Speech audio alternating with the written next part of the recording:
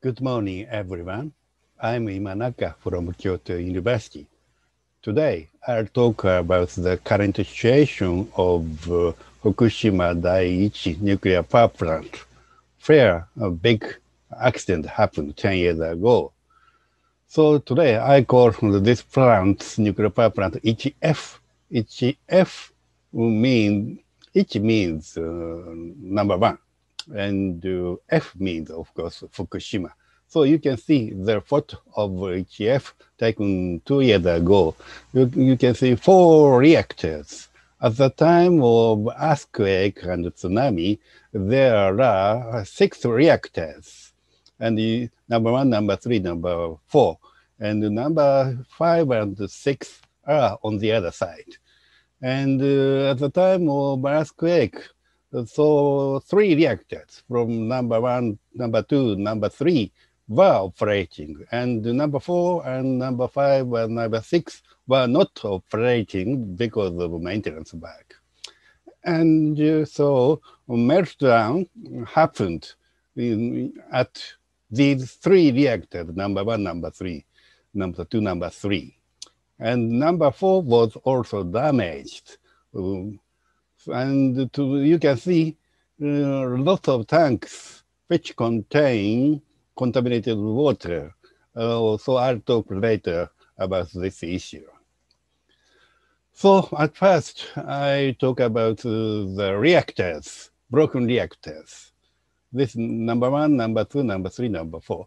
So in order to liquidate the consequences of the accident, there are 3 major tasks. And the first task is the removal of spent fuel assembly, which were contained in these spent fuel pool on the top floor. So it's strange that number 4, that was not operating at the time of accident, also damaged, also happened hydrogen explosion, this reactor. And so it was very surprising why hydrogen explosion happened in this reactor. So that's later it was found that hydrogen produced during the process of meltdown at number 3, so went into the building of number 4 through the common chimney, and then happened. Explosion happened on also number 4. And so this is the first task is to removal of spent fuel from the top floor.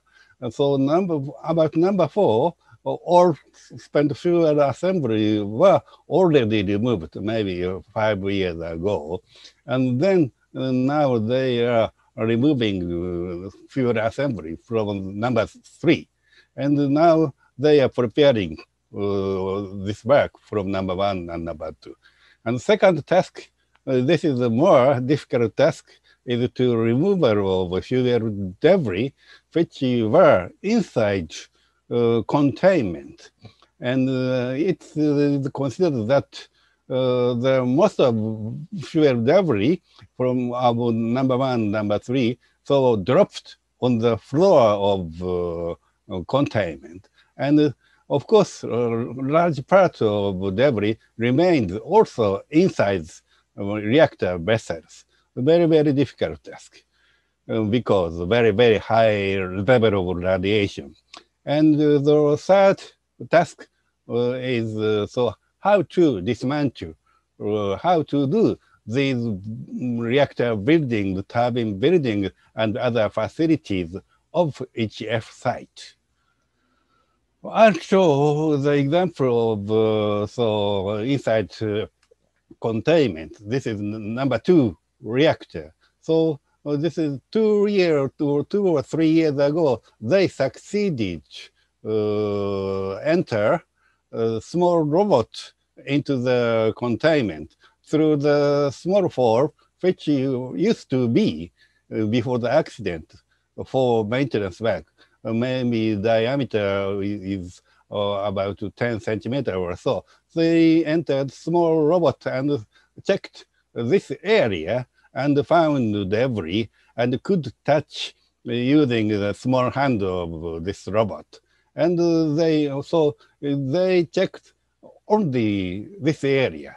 And other part of inside containment, of course, inside vessel, we do not know what's the situation, what's the condition now. And this is a roadmap how to liquidate the consequences of meltdown reactors. So the first version was released, I think, in 2011, the year of accident, and many times revised. And this is the fourth version published 2017. According to this schedule, so removal of fuel assembly from the fuel will be finished about from number 3, maybe this so schedule. Last year they should be finished, but not yet half of fuel remains. And so some delays also happened, number 1, number 2. And more difficult work is, as I said, so removal of debris from inside the containment. And according to this program, which was made 2017, how to remove the debris, they would decide. So 2 years ago, but not yet they could determine how to do. And some schedule are behind.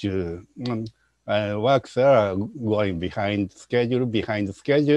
But every time they say they will finish this work 40 years after the accident. So that means 2051. But I'm sure it is very difficult. And so recent finding inside the reactor building, they are checking now not only inside the containment, but also inside the reactor building. And on the top floor, recently they found very, very strong radiation place. And this is near top field above the containment. And they found very high radiation. This place, this is a gap of the top field. And at the time of accident, so cesium-137 released into the entire environment through the gap of top field. So very big accumulation occurred in the gaps. And their estimate is the amount of cesium-137 is about 30 petabecquerel. Peta means 10 to 15th. According to the several estimates, the total amount released into the atmosphere during the Fukushima accident, they estimate about 20 petabecquerel. So 30 petabecquerel is more than that number. So it's very, very difficult. So I can say the field inspection of damaged reactor is still continue even after 10 years from the accident. And so according to roadmap by TEPCO and the government, they will finish liquidation work 40 years after the accident. And so people who hear that roadmap think that the place of HF will become something like playing ground after liquidation. But I'm sure such thing cannot happen. And I am sure to say that HF should be the great storage of high radioactive waste after 40 years later. I'm sure. And next, I turn to the problem of contaminated water. Now, the amount of contaminated water is about 1.2 million tons, very large amount of contaminated water. And so they contain this contaminated water in these small tanks. One tank contains about 1,000. So more 1,000 tons. So there are tanks more than 1,000 now. And they say, TEPCO say that no more place to any more tanks. So they hope to release these contaminated water into the sea by diluting. Because they say the main radionuclides is tritium. And tritium and other radionuclides were removed from the contaminated water, they say. And so they say that tritium is not so dangerous, so they can discharge this amount of tritium water by diluting. But people are against that idea, especially fishermen were strongly against that idea. And I say that they should not release any more radioactivity into the sea.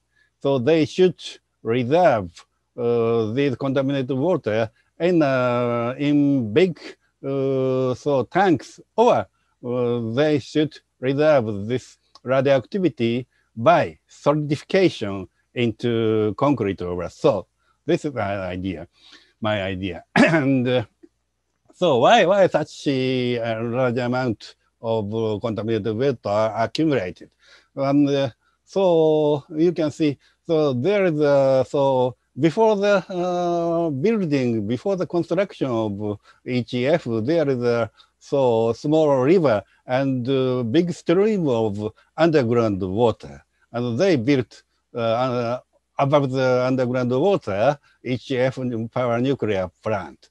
And so after the accident, I think even before the accident, so underground water pour into the building and turbine building. And so before the accident, contamination was not so high.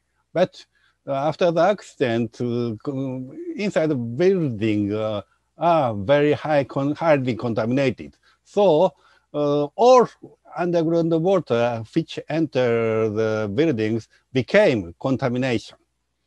And so in order to stop this underground water, they constructed ice wall maybe 2 or 3 years ago, but not so much decrease. And they say that still about 150 tons of underground water enters every day. That's a problem. So my opinion is at first they construct strong and reliable shield wall around their buildings. And so the problem of making other big tanks in the HEF, you can see, so this is the site of HEF, and around HEF there is that's a yellow part. This is territory of for interim storage.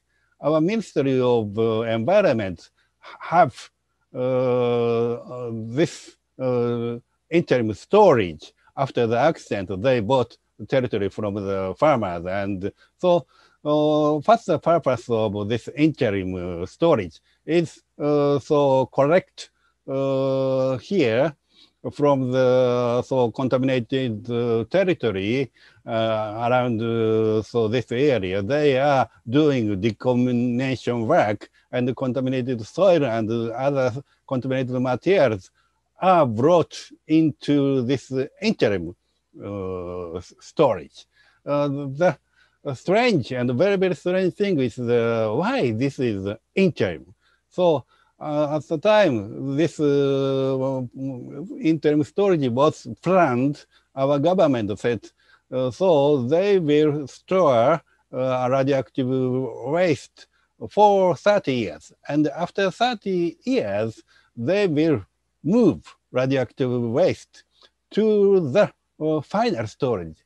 I'm surprised how they can find final storage in Japan. Why? I'm very, very surprised. I think this interim storage would be, of course, final storage of radioactive waste. So I say that every time, so they have to use also this big territory of interim storage with territory inside each F site, and they can make big area to use storage of water and so on. And so summary. So after 10 years of accident, so field inspection is underway. So no one knows it will finish. So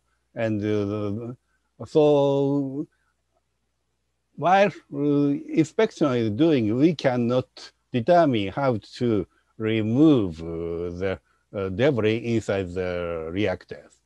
And according to the roadmap by TEPCO and our government, the liquidation work will finish in 40 years. I can say such things couldn't happen, I'm sure.